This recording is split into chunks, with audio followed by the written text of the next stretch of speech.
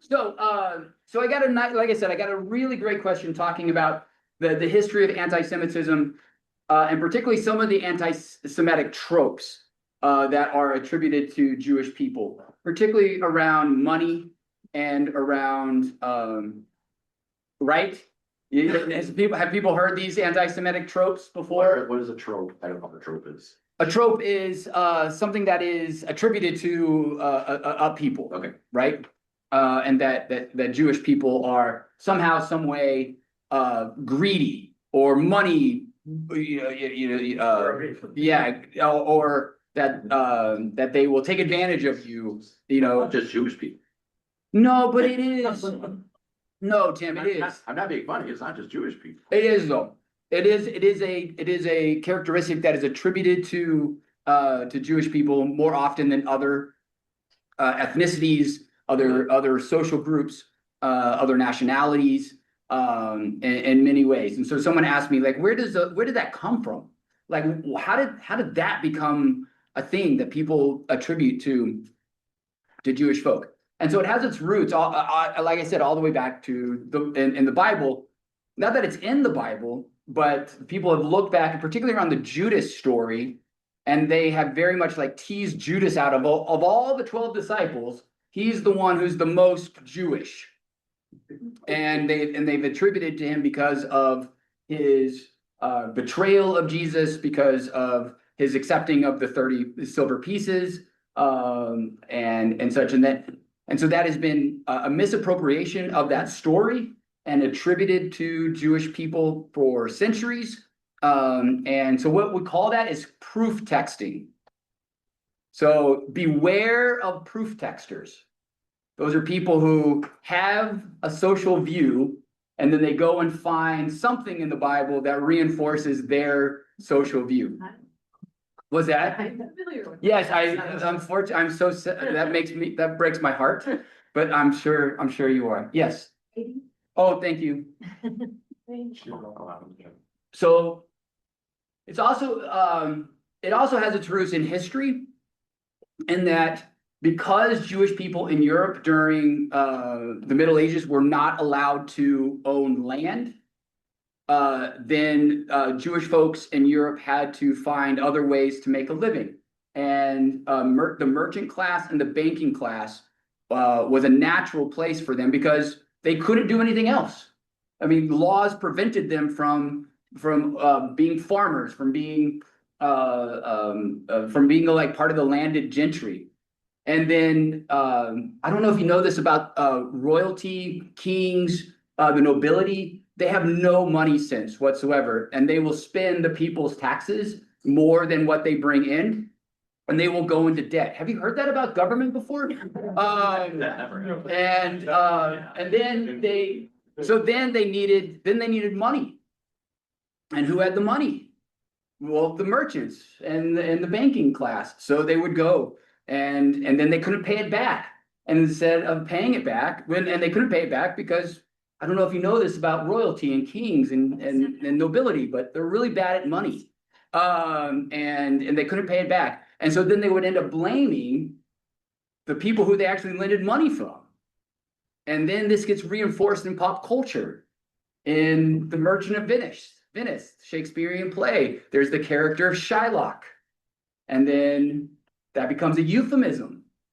Don't Shylock me. That becomes a verb. And then there's in Dickens, as much as I love Dickens, and as much as Dickens is a champion of the poor, so much in Dickens' writing is in Oliver Twist. There's a Jewish character called Fagin, sorry, Fagin, Fagin, yeah, and he is a Jew, and he's a banker, and he's stereotypically, and Dickens uses these anti-Semitic tropes.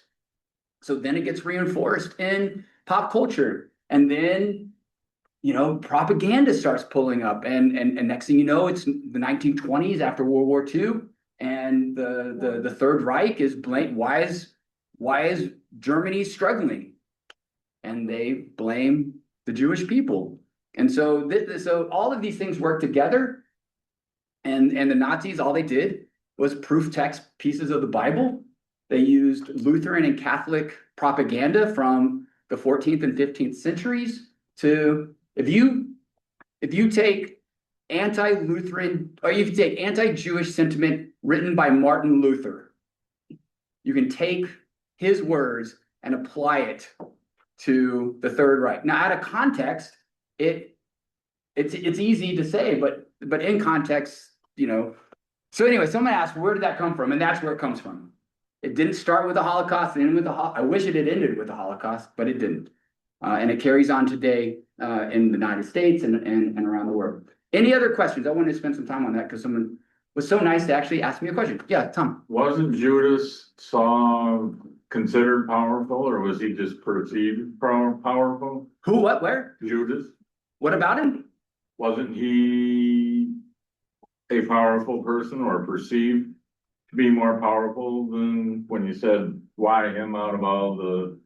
Oh, I think Judas is famous because he betrayed Jesus. I don't think that's necessarily makes him a more powerful of the disciples or anything like that. He wasn't until then. Yeah, and what honestly, the reason why a lot of people attribute Judas to be maybe a more influential disciple than others is not because of the Bible. It's because of Jesus Christ Superstar. It's because if you can sing, you don't want to play Jesus. It's not the best part. The best part in Jesus Christ Superstar is Judas. It's like we all know that, right? Everyone knows that's the best part in Jesus Christ Superstar. So it's not even because of that. Are there any other questions online or here in the Spindler? Great. We're going to start the PowerPoint then. And we're going to have our opening prayer. We want to duplicate that so people online can see. All right, hopefully everyone can see. And as we open with our word of prayer today, we do want to keep our sister Doris in prayer, who is having surgery tomorrow, for a successful surgery and a swift and full recovery for our sister Doris. But this is I think a very appropriate prayer written by a 18th century, 19th century rabbi from Breslev, and named Rabbi Nachman or Rabbi Nachman. Rebbe, Rebbe. I know I have rabbi. Is the Yiddish term for rabbi, and many folks will call much like y'all call me Pastor Darryl, and in a synagogue, rabbis will often be called Reb somebody. It's an affectionate way to say rabbi. So I invite you to join me in this prayer. May it be your will, Holy One, our God, our ancestors' God, that you erase war and bloodshed from the world, and in its place draw down a great and glorious peace, that the nations shall not lift up sword against nation, neither shall they learn war anymore. Rather, may all the inhabitants of the earth recognize and deeply know this great truth, that we have not come into this world for strife and division, nor for hatred or rage, nor provocation and bloodshed. We have come here only to encounter you, eternally blessed one. And so we ask your compassion upon us. Rise up by us what is written. I shall place peace upon the earth, and you shall lie down safe and undisturbed, and I shall banish evil beasts from the earth, and the sword shall not pass through your land. But let justice come in waves like water, and righteousness flow like a river, for the earth shall be full of the knowledge of the Holy One, as the waters cover the sea. So may it be, and we say, Amen. Amen. So a beautiful prayer from The latter. PowerPoint isn't being shared online. Oh, it's not. Why not? There you go. Great. Thank you, Tim. Yay! Thanks. Yay, Tim. Thank you very, very much. Yeah, Tim gets to stick around. Gold star. Right, gold star. So yes, so this is the Hebrew Bible. It is arranged differently from the Christian Old Testament, though it is the exact same books as the Christian Old Testament. And just a reminder from last week. So we have the Torah, which is the law, the first 5 books. The Nevi'im are the prophets. They interpret and discuss what's in the first 5 books, the Torah, and then the Ketuvim is the writings, which are used for religious ceremonies, high holidays, and other things like the Psalms or the songbook and everything. And so these are sort of the applications, the ritualistic applications of the things that are discussed in the Torah. So it's arranged just very differently than the way that our Christian Old Testament is arranged. But ultimately, all of the Tanakh tells the story of the Tetragrammaton, which is the YHWH. We say the word Yahweh, but we've actually lost how this term is actually pronounced.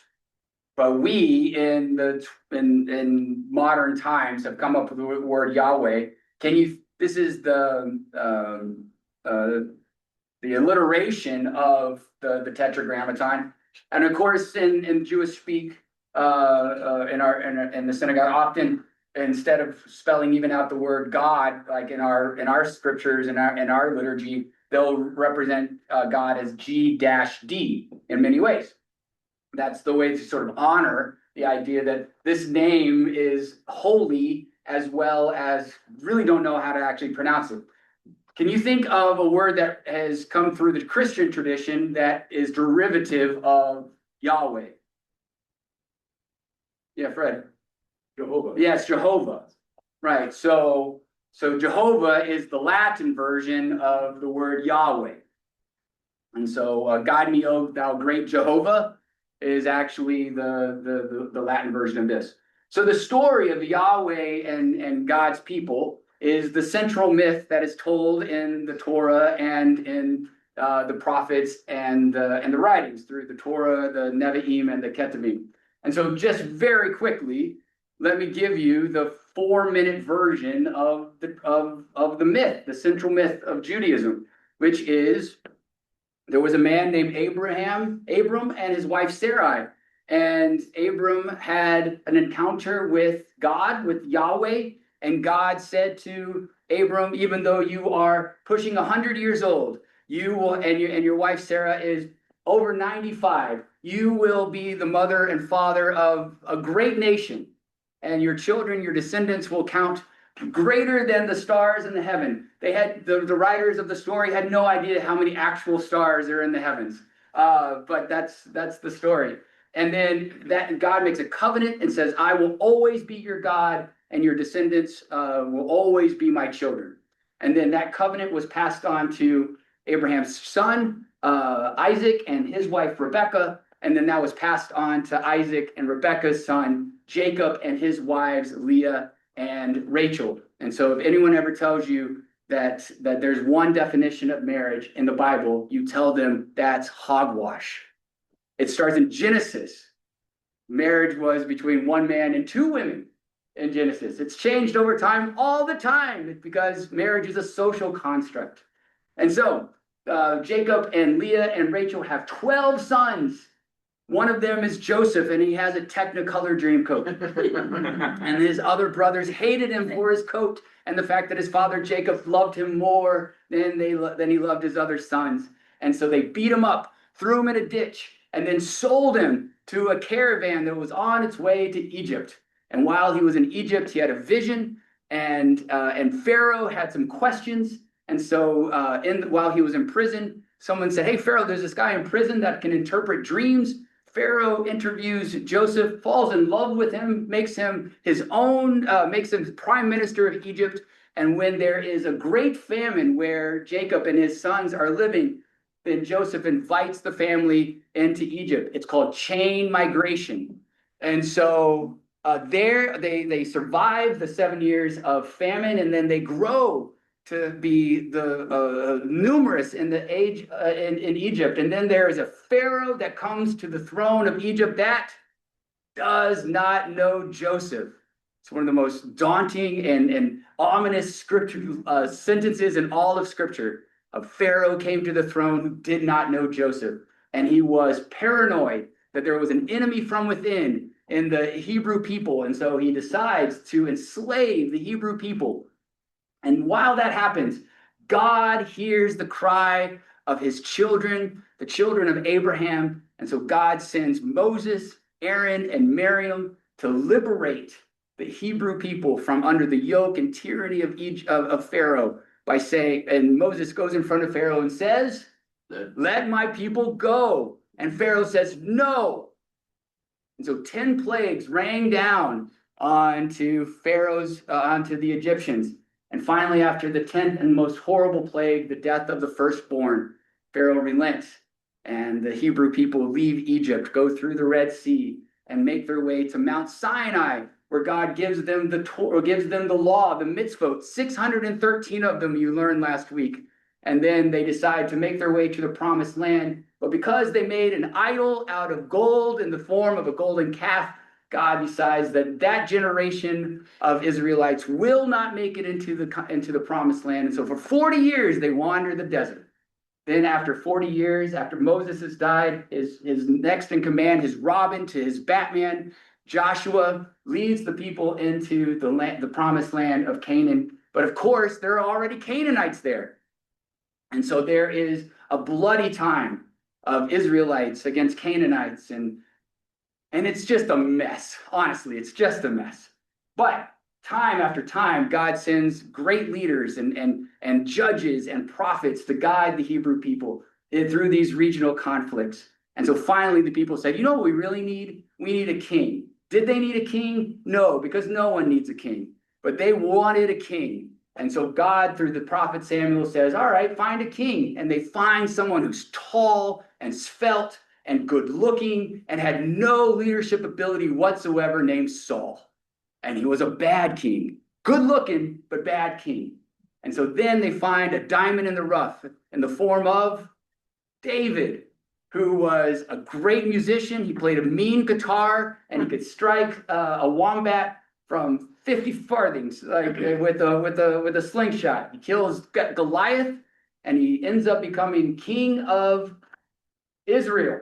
He expands the empire. He builds the palace. God says, build me a temple, but he has some serious major flaws, including being a sexual predator. And so God says, you cannot build my temple, but your son can. And so when David dies, his son Solomon builds God's temple in Jerusalem. And they live in relative peace for a little while. And things are pretty good because Solomon's actually a pretty good king. And then Solomon dies. And the sons of Solomon decide, well, I want to be king. And the other brother says, no, but I want to be king. And a civil war breaks out.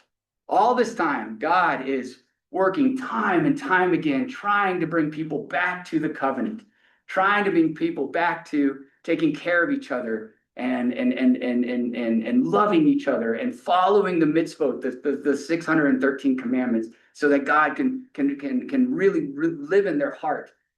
But the people keep rebelling against God. And finally, that rebellion leads to the splitting of the kingdom of Israel into two parts. In the northern kingdom, 10 of the tribes of the sons of Jacob form the northern kingdom, and that becomes Israel. And then the bottom kingdom is the kingdom of Judah, because the two brothers, one is Levi, who is the temple priest, can't have land, and the other one is the last one, which is the tribe of Judah, which is where it cuts its name, which is where we get the name for the Jews. Comes from Judah, right? Then these two split kingdoms kind of operate the same way the United States and Canada do. Good relationship, but not exactly the same. And then finally, the Assyrians conquer the northern kingdom, and it's only the lower kingdom left, and they're very scared. And prophet after prophet is trying to bring the people back into good relationship with God. Then the Babylonians conquer the final kingdom, the kingdom of Judah in 586, destroy the temple of Solomon, and send the Jews into what's called the Babylonian exile. While in the Babylonian exile, two things happen. You get this theology of return to Jerusalem, and you start to get the theology of the Messiah. All the time, God is working with the people, never abandoning them, always bringing them back into the covenant. And finally, in 538 BCE, Cyrus of Persia conquers the Babylonians and allows the Jews to return to Jerusalem, where they rebuild what's called the Second Temple. That's the temple that was around when Jesus was born. And God gathers the people back together into Jerusalem. And so you have this central myth that contains these themes of exile and return, lost and restoration, or in many ways, what you might consider to be what's called the cycle of redemption. The Tanakh is full of this cycle of redemption where God enters into covenant with people, with the Hebrew people. Then humanity, due to their own just being humanity, falls out of relationship with God, and that results in a great deal of suffering. So then God sends teachers, prophets, kings, though they really don't need kings, to lead them back into relationship with God. And that works for a little while. And then once they return to living into the covenant, then things are good for a while. And the cycle begins again. And the Tanakh is just rife with time after time after time after time, where this cycle happens. And so to be able to live into this cycle and to sort of break the cycle, Yahweh, God, is ever present. And God is always active in the lives of humans and into the events of the world. So I want to stop there, right there. That was a 4-minute version of a very long myth. That was long. That was before really then. impressive. Yeah. So But you did that. that was the entire Tanakh in 4.5 minutes, at the most. At the moment. The most. Thoughts about the myth. Do you know that myth? Parts of it or most of it? Parts of it? Parts of it? Most of it is just not how it all fit together, so you kind of. Yeah, Fred.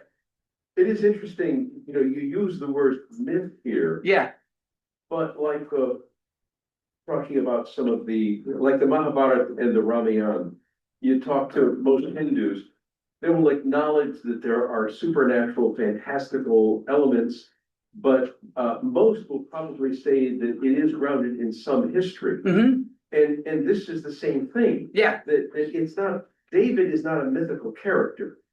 According to archaeologists, he was a real character. sure.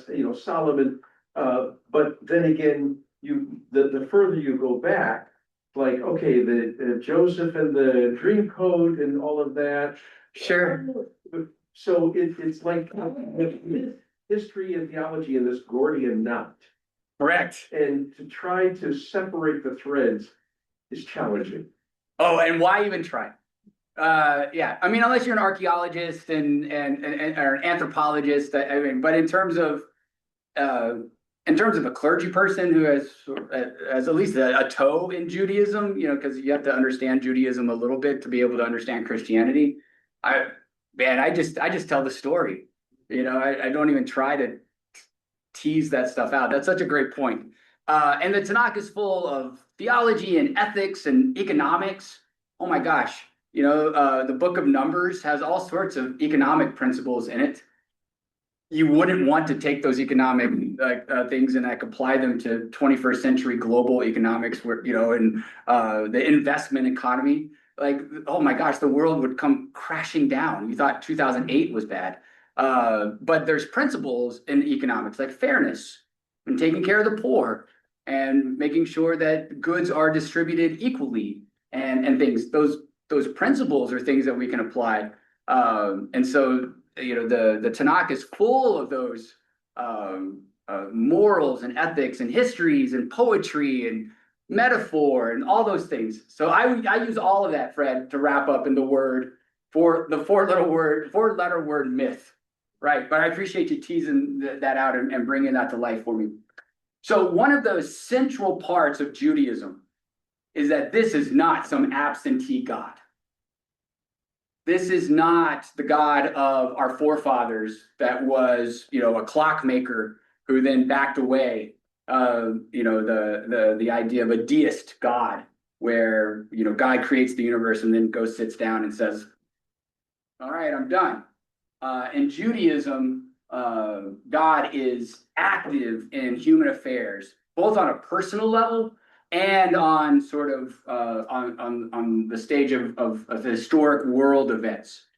That is one of the key points of the Exodus story, is how much God is actively involved, of hearing the cries of the people, and God working through us to fulfill God's plan for all human beings to live in freedom.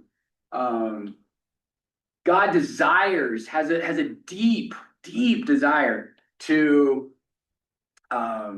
be in relationship with individuals, with nations, and should put here creation as well. Do y'all know the poet Wendell Berry? Wendell Berry is a beautiful 20th, 21st century poet. He has a poem about the creation story, and God basically begins by saying, "I'm lonely. I think I'll make a universe." Like, that's God's motivation for creation, is God is lonely. God, and that's Wendell Berry's way of saying God desires a personal relationship with people, with nations, with creation. And then I said last week, and I'll just reiterate, that the most used adjectives for God in the Tanakh is that God is just and that God is merciful. And just mercy, or the tempering of justice with mercy, is an integral part of God. Meaning that, and therefore it is an integral part of Judaism, and it is an integral part of Christianity. We are a justice-seeking people, but we are also a justice-seeking people that always tempers our justice with mercy, which is hard for folks sometimes, because people do some hard, horrible things, and we want to hold them very much accountable for that, and they should be. But we always temper our seeking of justice with mercy. One of my favorite phrases in Judaism is this phrase, that God is knowable, and yet God is beyond knowing. And so you can study the Tanakh. Oh my gosh, my rabbi friends, they're such great scholars. They pore over every single word in the Torah, and they wrestle with it. We're going to talk a little bit about wrestling with the text here in just a little bit.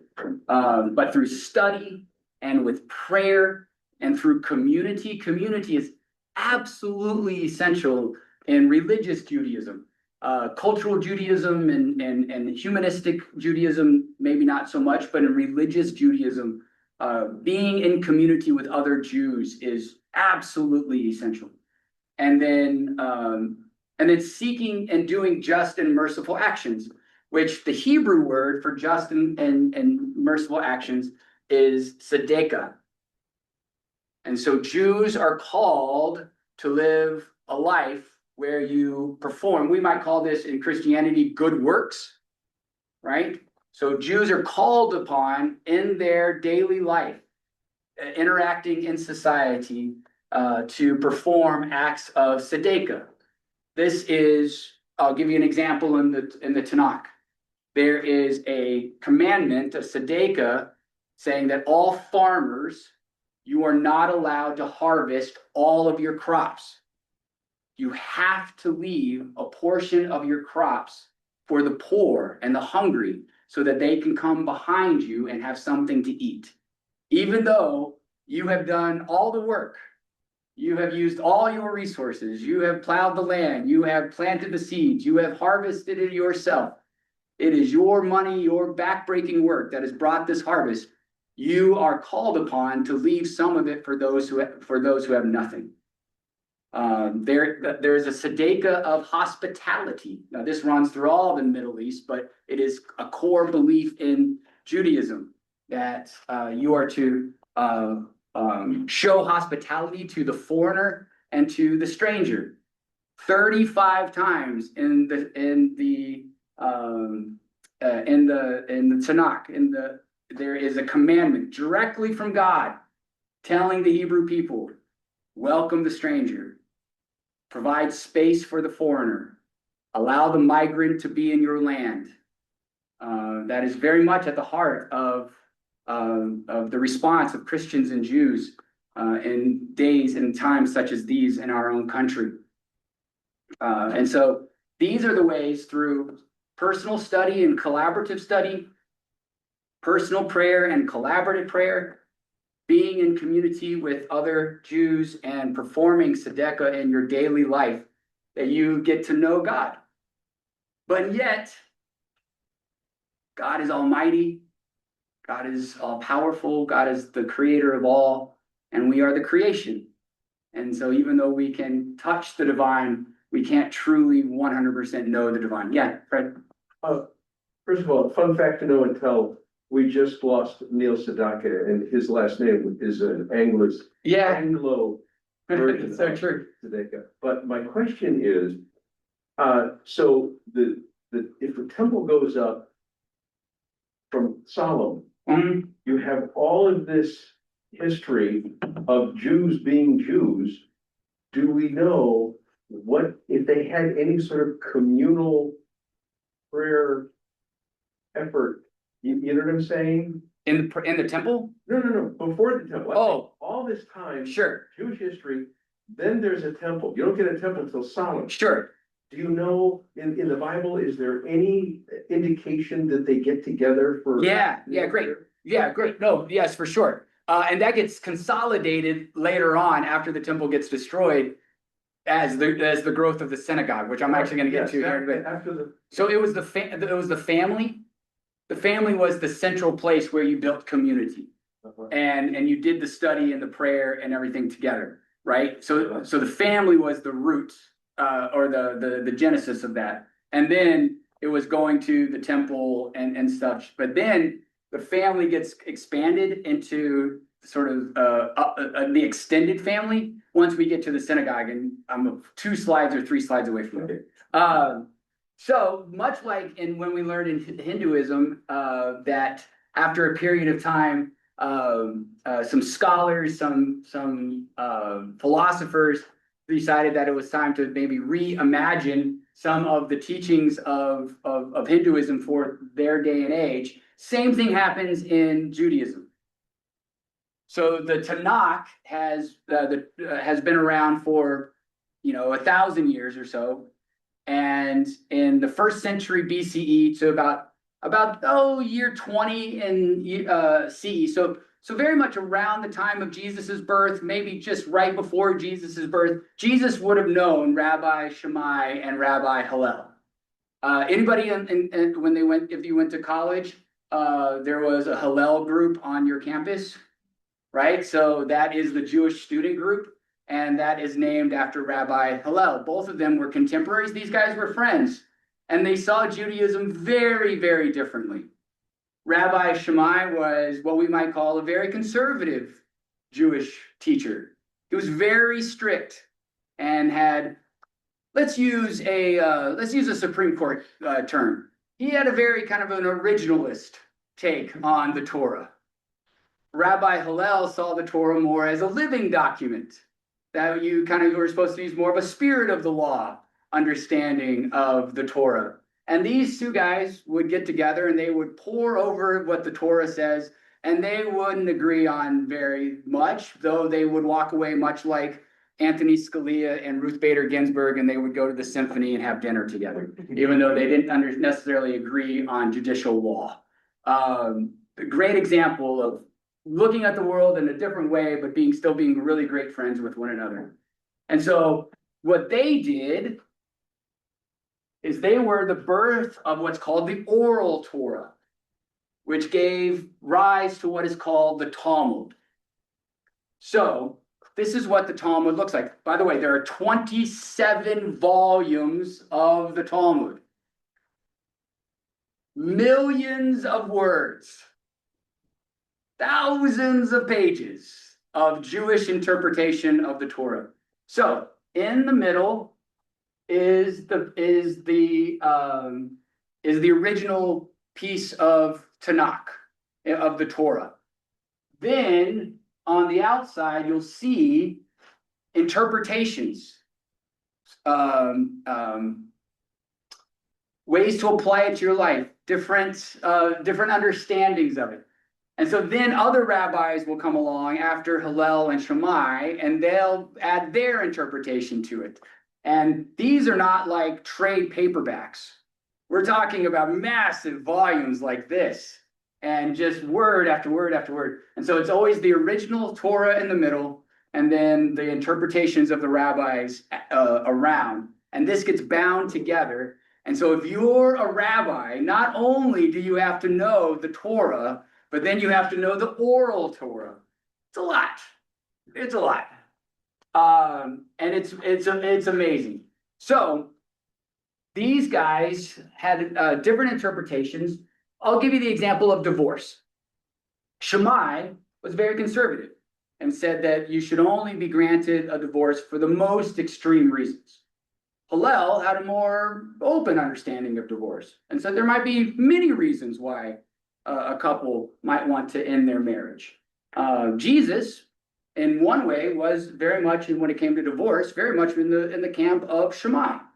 But when it came to other things, Jesus was like allowing and helping Gentiles.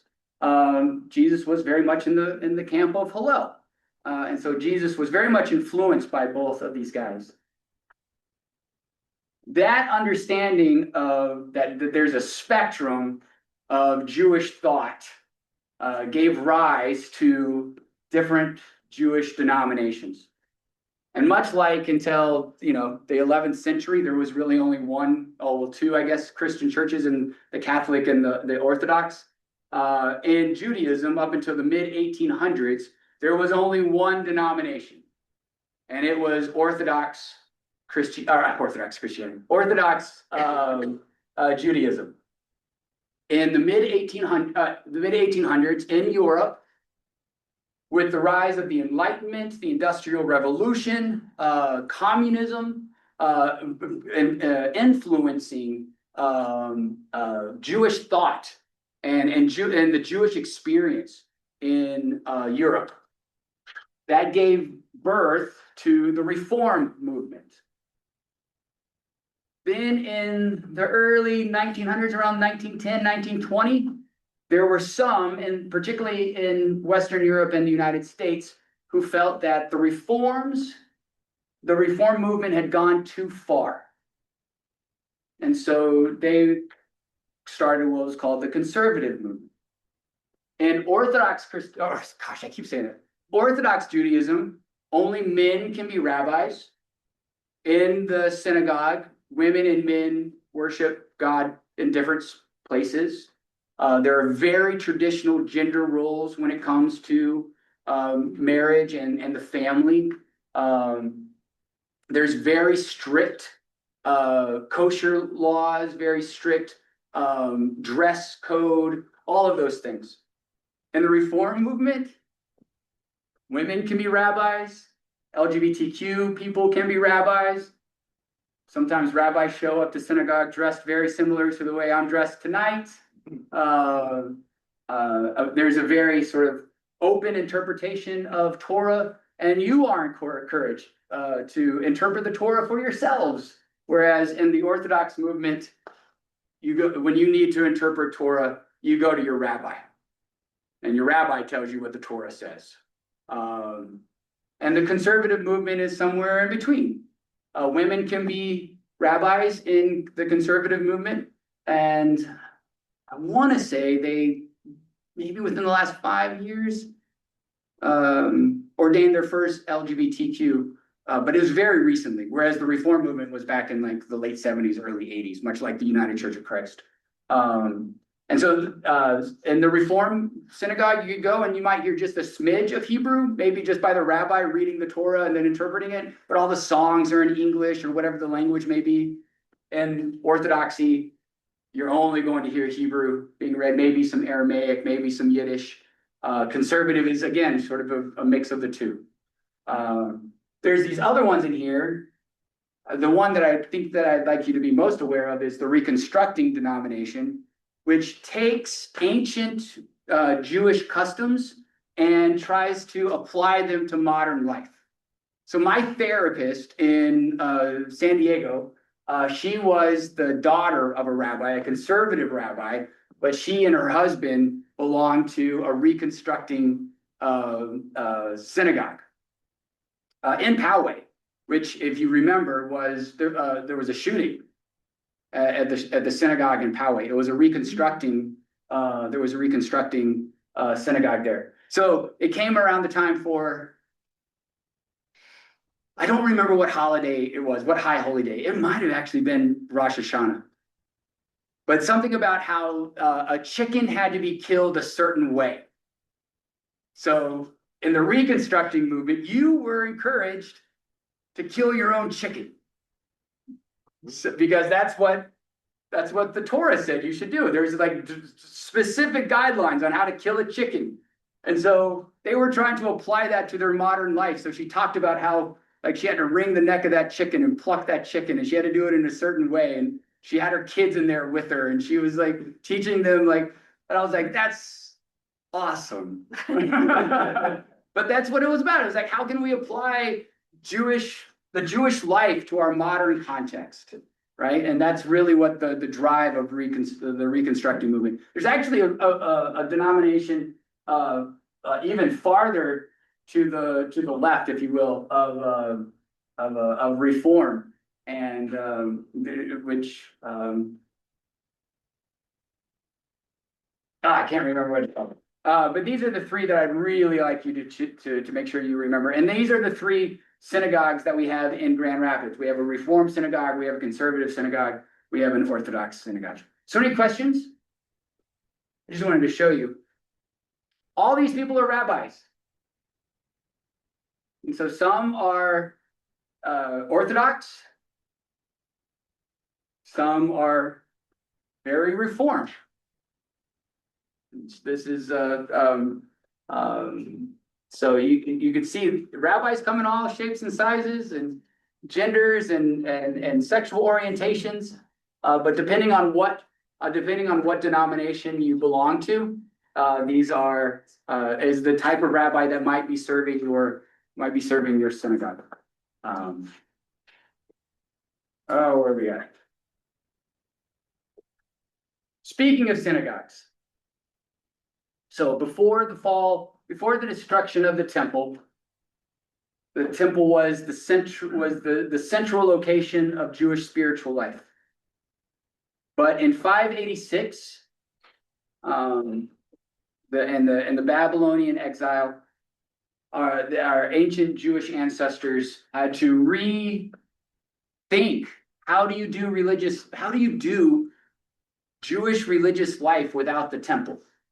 When so much of the book of Leviticus and the book of Numbers has to do with rituals that are done in the temple, how can we reimagine those in a different context? And so the rise of the synagogue occurred during the Babylonian exile and has maintained, even when the second temple was built, the synagogue still remains the center of weekly Jewish spiritual life. And you would only make a pilgrimage to the temple for the high holy days, for Passover, and such, for Yom Kippur. And so this becomes very important. There are no rabbis before the Babylonian exile. Rabbis start in Babylon. They're not even called rabbis yet, but the genesis of local spiritual leaders begins in the 6th century BCE. And by the time Jesus is born, the rabbi is the most influential person in Jewish spiritual life. But that wasn't the way that it originally started. It was very much the temple and the temple priests. And so when we get to the Gospels, and you have all the different sects, the Pharisees, the temple priests and everything, one of the things you're actually watching is the rivalry between religious leaders. And so the temple priests basically telling like a local rabbi, know your place, stay in your lane, right? And that rivalry picks up after the Babylonian exile ends in the early 500 BCE when the Jews returned to Jerusalem and the second temple gets built.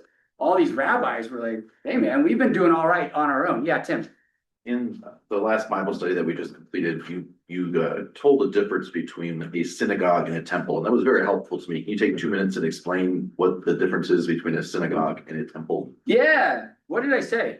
A synagogue is like your local church. Yes, okay, thank you. I just want to make sure I was on the same page. Yes, so a synagogue is very much like your local church, particularly now, right? Particularly now, including, right, when Paul and them started actually spreading Christianity, the first place they went was the synagogue.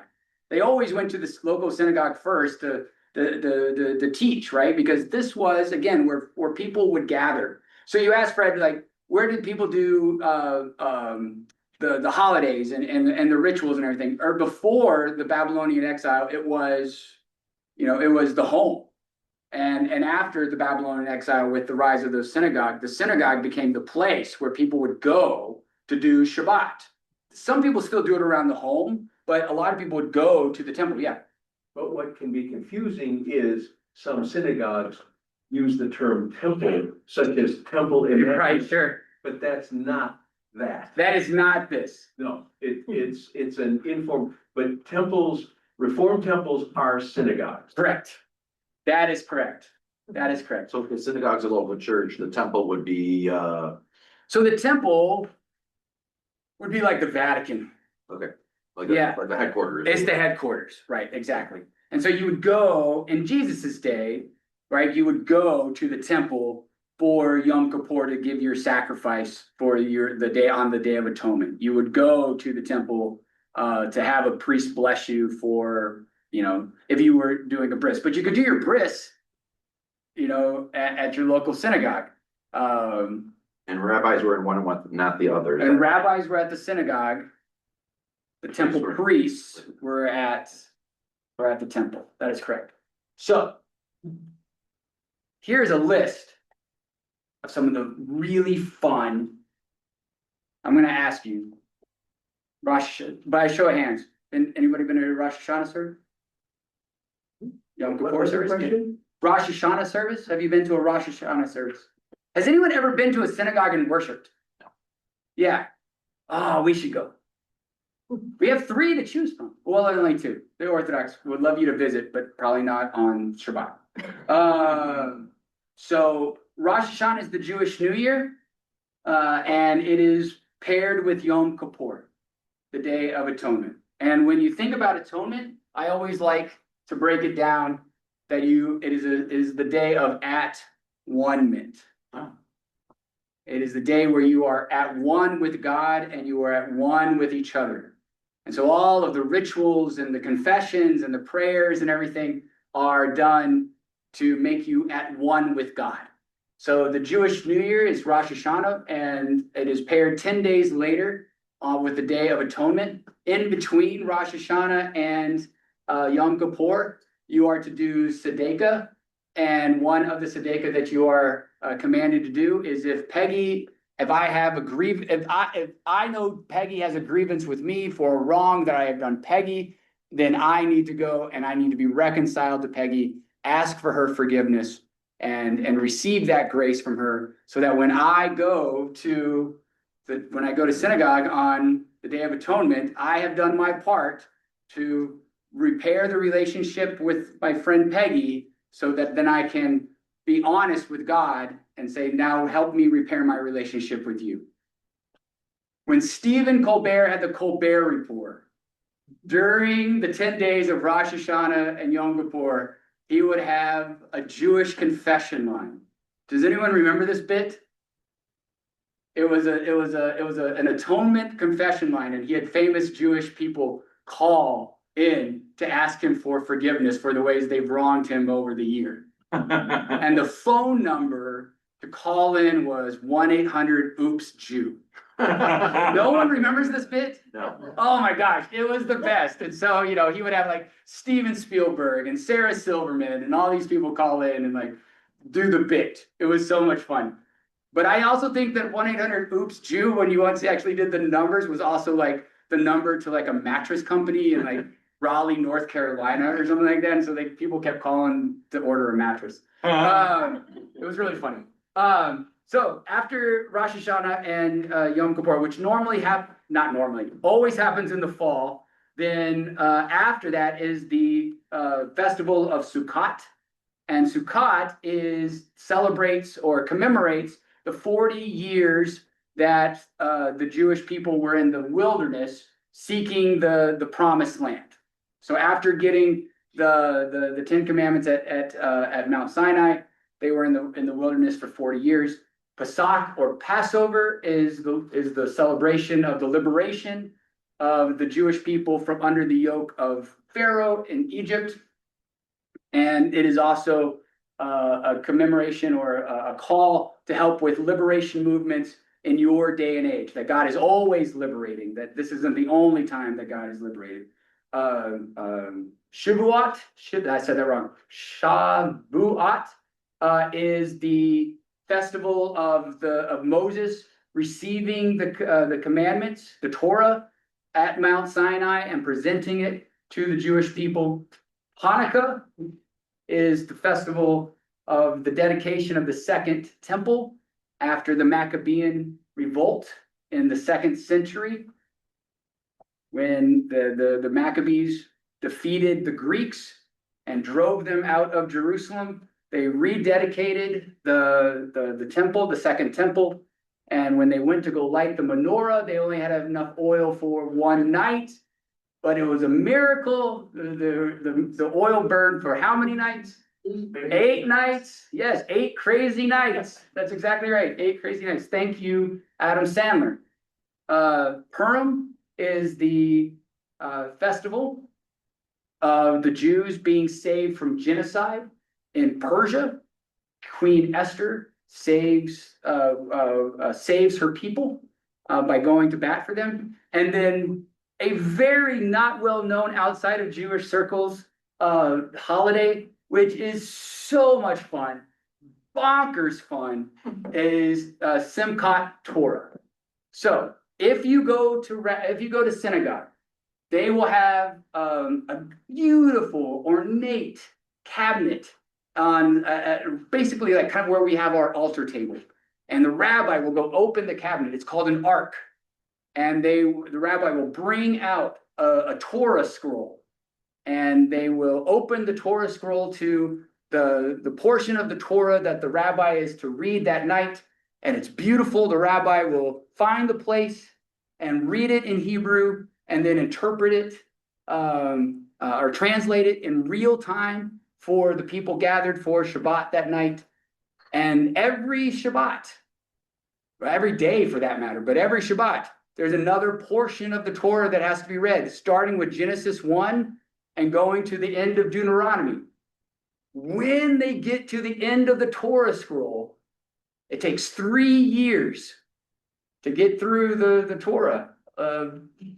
They get to the end of it.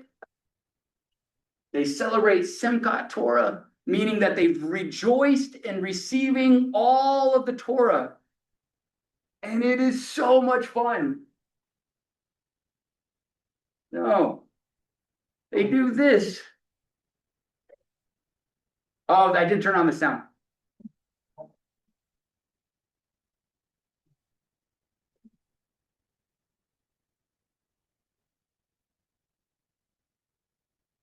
Yes, they dance with the Torah. And if you go to a Reform synagogue, stop. If you go to a Reform synagogue, then children, women, girls, everybody gets to dance with the Torah. If you go to an Orthodox synagogue, then it's just the guys. So go to Reform. Yeah, I know, that's the look. But go to Reform one, and it's so much fun. And they dance the hora, and everyone dances and gets to carry the Torah, and they kiss it and they dance with it. It's so much fun, and the food is amazing. The music is fun. If there's any Shabbat service you should go to, it's Simchat Torah. It's so good. It's so very good. So last but certainly not least is the idea of death. In my opinion, my own humble opinion, of all the traditions that I cherish and love and have come to respect the Jewish understanding of death and the way they deal with death is incredibly moving to me. And so in the Jewish tradition, there is no heaven, there is no hell. There is Sheol. It is the dwelling place of the dead. And everyone goes to Sheol, regardless. There is no such thing as this person gets to go to heaven and this person gets to go to hell or anything like that. Jews will tell you they have no idea what Sheol actually is. They don't know if it's just a spiritual, metaphysical realm or it's a place filled with your favorite pizza. Like they don't know, and they don't even try to know. They just allow it to be the place that when we go, when we breathe our last, this is where we will go. The one thing that Jews do have a very deep understanding is that the soul is immortal. And so the body may die, but the soul lives on. And the one thing you do, the one thing they will tell you they do believe about Sheol is it is the place where you are gathered with your people. But they will tell you that they don't know exactly how that happens, and they don't know if that's you actually get to see your grandmother and the way your grandmother looked, or if it's just her spark, right? But when Abraham died, it says that he went and was gathered to his people. And so I love that idea of the immortality of the soul, and that when we die, we're gathered to our people. And whatever that may be, that might be around pizza, or it might be something completely different. But it's not just the dying of the person dying, it's for the living as well. And so many of us have heard of like sitting Shiva, right? It's the 7 days of mourning, where very specific prayers are read and done. But that's just the beginning of the grieving and mourning cycle. And so after sitting Shiva for 7 days, then 30 days later, they participate in what's called Shloshim, which has its own rituals, including the burning of a candle that's in sort of a jar. And so it's very, if you go to a Jewish bookstore, you can find Shloshim candles they're made in a very certain way. They kind of look like a mason jar with a candle inside of it. And you light that, and it's meant to be lit every night, and it's supposed to last for 30 days. And so that you do that for the first month after the funeral. Then at high holidays like Yom Kippur, like Sukkot, like Passover, every time they gather, then there is a special part of the service where people are given the opportunity to remember those who have gone before. And it starts with those who have most recently died, and then it goes out like concentric circles. And people are given the opportunity to lift those names up. And there are specific prayers that are given for those who have died recently within the last 7 days, the last month, the last year, to those that have died 15, 20 years ago that you're still mourning and still missing. But the most beautiful one for me, and I wish we had this in our own tradition, and we don't. And it's not that we couldn't take it and utilize it, but it's my favorite one, which is Yarzit, which is 1 year after the funeral. You go back, in this case, you go back to the grave, and the grave that once was dirt. After the hole was dug, and the casket was lowered, and the dirt came back on, and it was just dirt. A year later, there's grass, there's flowers, new life has come, and it's a symbol of not only that life continues, that life is stronger than death, and as much as we miss our loved ones who have passed, that our life continues until we are gathered to them in Sheol. And then on the anniversary of the funeral, every year after that, you go back to the grave, and you commune with your loved one there. I wish we're really good Christians. We're really good when there's death. like surrounding the people with love and making sure they have a casserole. All kidding aside, that casserole is full of love, right? We're really good. We have our own kind of sit and shiva in Christianity.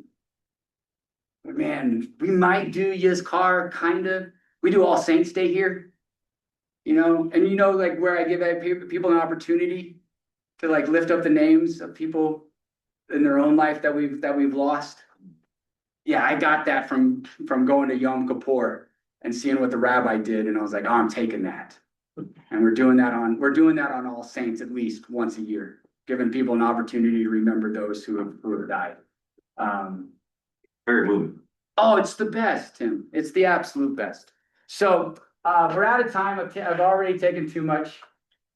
I just want to say one more thing. If you ever get a chance to go to a bar or bat mitzvah, you should do it. Super fun, coming of age ceremony.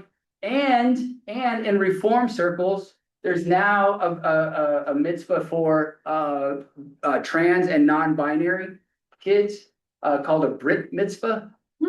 And so I've never been to a Brit mitzvah, been to a bar mitzvah, been to a bat mitzvah. But as all things, right? Things evolve. So next week, we will look at Zoroastrianism, which is, like I said, just a beautiful, beautiful religion, and is also a huge influence on Christianity. So hopefully you learned something this week. Thank you so much for being here. Godspeed, everyone. Until we see each other again. Bye. Thank you.